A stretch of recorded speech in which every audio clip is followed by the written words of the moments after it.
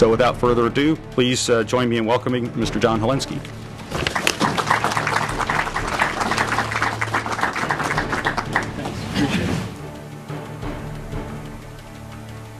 Thank you very much.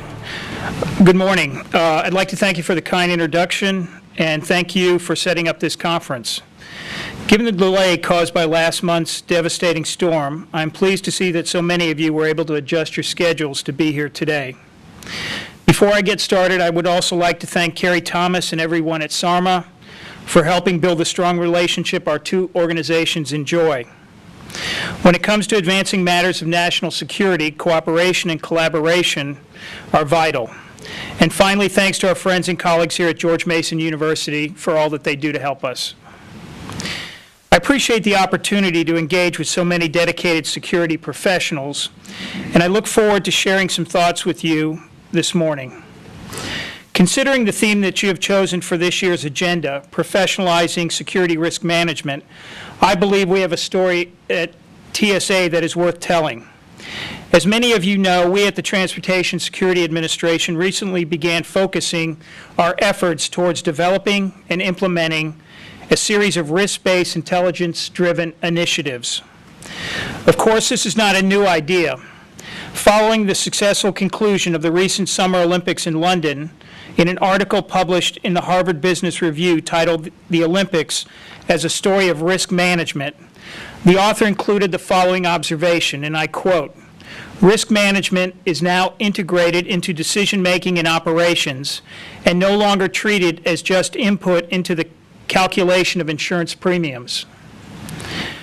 Designed to strengthen security throughout our nation's transportation networks, this operational shift at TSA began a little more than a year ago, with plans to continue or expand many of the changes going forward. This morning, I would like to spend a little time talking about three distinct aspects of TSA's risk-based security, or RBS. First, why are we doing it? What made us believe the theory and principles behind risk management that were a good fit for TSA and its national security mission? Second, I will take a few minutes to share some of the operational challenges we face, as well as some of the important successes and accomplishments we've realized this year using this model at TSA. And third, I believe it is important to talk about the essential role that intelligence plays in our ability to do risk-based security. So why have we started a risk-based approach to security at TSA? The short answer is that we understand that a one-size-fits-all approach to security does not work. It's important to remember how rapidly TSA stood up in the weeks and months following the 9/11 attacks. It was a massive undertaking representing the largest mobilization of federal employees since World War II. Our mission was, and still is, broad and challenging: to ensure the security of the vast and diverse national transportation system. For example, federalizing the security operations for passengers and cargo at more than 450 airports required processing nearly 2 million job applications in less than 1 year. TSA grew from 13 employees in January 2002 to about 65,000, which we currently have. Throughout our first decade of service to the traveling public, the men and women of TSA focused on a layered approach to security. We trained pilots and flight crews in self-defense, hardened all cockpit doors against unauthorized entry, worked towards 100% screening of all checked bags and air cargo, and matched every passenger against government watch lists. From curbside to cockpit, our officers, working in collaboration with our airlines and airport partners, have multiple opportunities to deter, detect, or disrupt any would-be terrorist attempt to carry out another attack against the United States. At the same time, we're always looking for ways to improve or do things better. We understand that the overwhelming majority of travelers were not terrorists, and we began to shift that premise and modify how we do security. Our decision to move the agency away from a one-size-fits-all model and towards one that is risk-based and driven by intelligence demonstrates an understanding that risk can be managed or mitigated, but not eliminated. In the aviation sector, where our work is most visible, I think the majority of passengers understand the only way to eliminate all risk is to stop flying. Considering we perform approximately 1.8 million passengers screened per day and almost 5 million bags per day, we also know the likelihood that this happening is zero. The fact that air travel is going to continue to grow means there will always be a haystack in which that single terrorist we're looking for will try to hide. The risk-based security initiatives we're implementing help us reduce the size of that haystack by helping our officers focus their attention on passengers we think present a higher risk, while expediting the security screening for those at a lower end of the risk scale. Which brings me to why a risk-based security approach, and that is resources.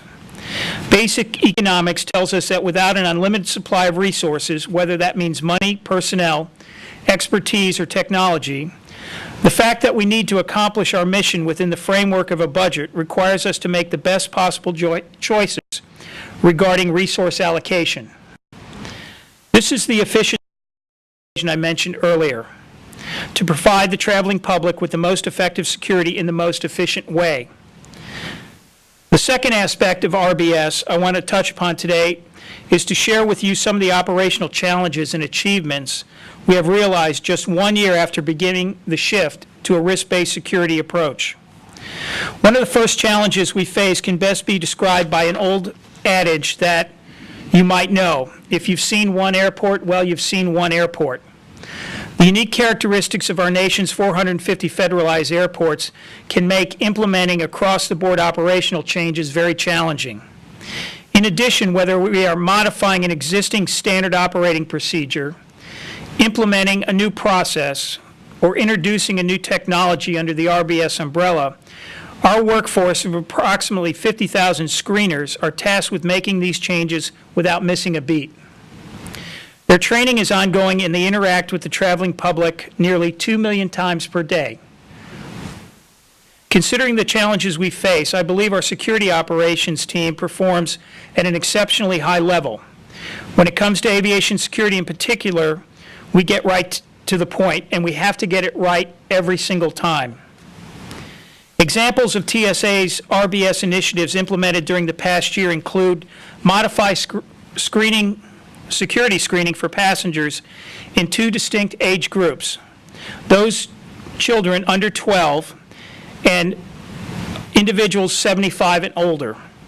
As a result of the added efficiencies these changes have brought to the security screening process, by helping us reduce the size of the haystack, we believe everyone else also benefits from these changes. One of the most visible components of the RBS initiative is the TSA PreCheck program. This innovative and efficient passenger pre-screening effort is currently in 34 of our busiest airports, with plans to continue expanding as both airports and airlines become operationally ready.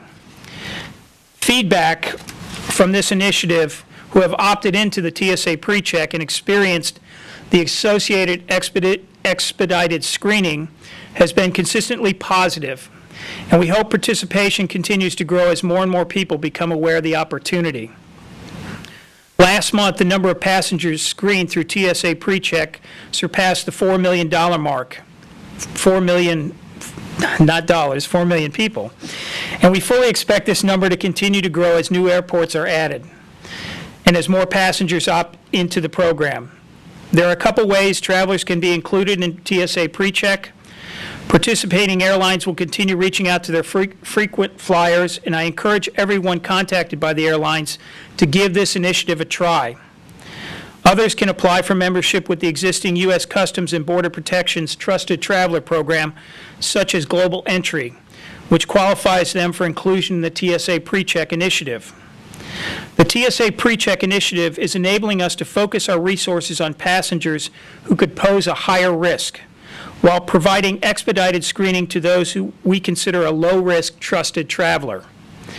Administrator Pistol recently joined Canadian Transport Minister Stephen Fletcher in Ottawa to announce that Canadian citizens who are members of Nexus Trusted Traveler Program will soon receive the PreCheck benefits when flying within the United States. In addition, we believe that active duty members of the U.S. military comprise another passenger population that should receive expedited security screening at the airport. Currently, all military members in uniform and on orders receive expedited screening. Additionally, we have identified 4 airports that have large populations of active duty military personnel, and we have instituted a system and protocols where they will receive expedited screening. These airports include Reagan, Dulles, Charlotte, and Atlanta. TSA is also partnering more closely than ever with our airline industry, supporting an effective known crew member initiative that offers expedited security screening for airline pilots and flight attendants. With each departing flight, these men and women are trusted with the lives of everyone on board. We believe it makes sense to screen them accordingly. In total, more than 46 million passengers have experienced some form of modified security screening since we began implementing these risk-based security initiatives a little more than a year ago. A third facet of RBS I want to briefly discuss is the role of intelligence. At TSA, our day begins every day with a classified intelligence briefing. Information sharing across the intelligence community strengthens our awareness of the changing shape of the threat landscape and helps drive some of the operational decisions we make with respect to security screening operations and protocols. Perhaps some of you remember just about 4 or 5 months ago, we learned of the second attempt by Al-Qaeda in the Arabian Peninsula to carry out an attack on a passenger aircraft using an improvised explosive device that was completely non-metallic. It featured an innovative design and concealment techniques that was similar to the Christmas Day 2009 attempted attack. This device, however, involved a different explosive, as well as more sophisticated initiation and detonation system than the device that failed in 2009. This new device also had a new level of redundancy, or a backup in the event the primary system failed. Clearly, this is evidence that these groups are going to school on what they believe are the limits of our detection capabilities, and it shows that their intentions to replicate the death and destruction of 9/11 has not wavered. Through the extraordinary work and remarkable cooperation of 4 intelligence services, this improvised explosive device was handed over to an undercover operative and not a potential suicide bomber. Working with the intelligence community, we proactively recalibrated our explosive detection equipment across the United States, increasing our capabilities and further strengthening our ability to detect and deter attempted suicide attempts with this new explosive. And we encouraged international partners to do the same. Consider the steady string of attempted attacks in the 11 years since 9/11. Richard Reed, the so-called shoe bomber, in December 2001.